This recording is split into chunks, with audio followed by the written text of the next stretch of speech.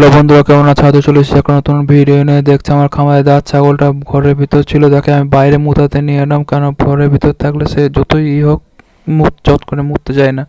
একে বাইরে বাই করে নিয়ে এলে তারপরে মুতানোর পর একে আমি আমার বাড়ির ভিতরে নিয়ে যাবো, বেঁধে দেবো, খাবার দিয়ে দেবো, বেঁধে দেবো। ছাগলটাকে খাবার দিয়ে দেওয়ার পর মুরগিগুলোকে খাবার দেবো। এই মুরগিগুলো আমার ডিম পাচ্ছে। আর এই যে মুরগিটা দেখছেন, একে খিদে লাগলে পায়ে হাতে যেখানে যাকে পাই তাকে ঠোকা মার।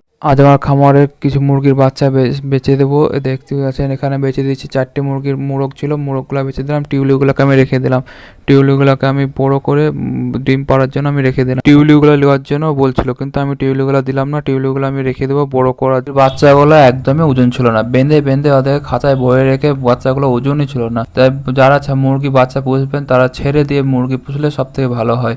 তাই আশানুরূপ যেরকম দাম চেয়েছিলাম সেরকম না পেলেও ভালো দামই পাওয়া গিয়েছে।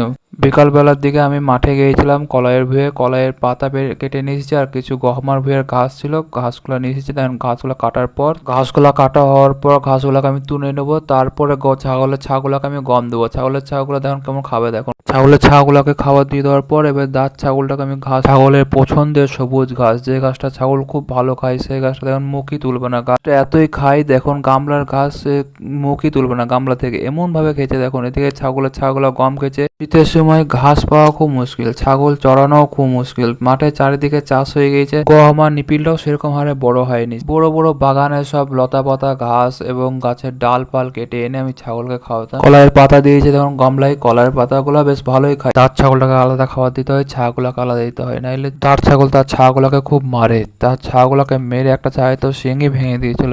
এর জন্য খাবার দিলে একটু সাইডে দেখতে হয়, নাইলে।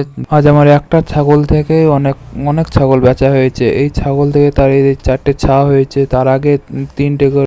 এর বাচ্চা বেশিরভাগ দুটো তিনটে থেকে 4টে। যদি এই ভিডিওটা আপনাদেরকে ভালো লেগে থাকে তাহলে সাবস্ক্রাইব, কমেন্ট, শেয়ার করবেন।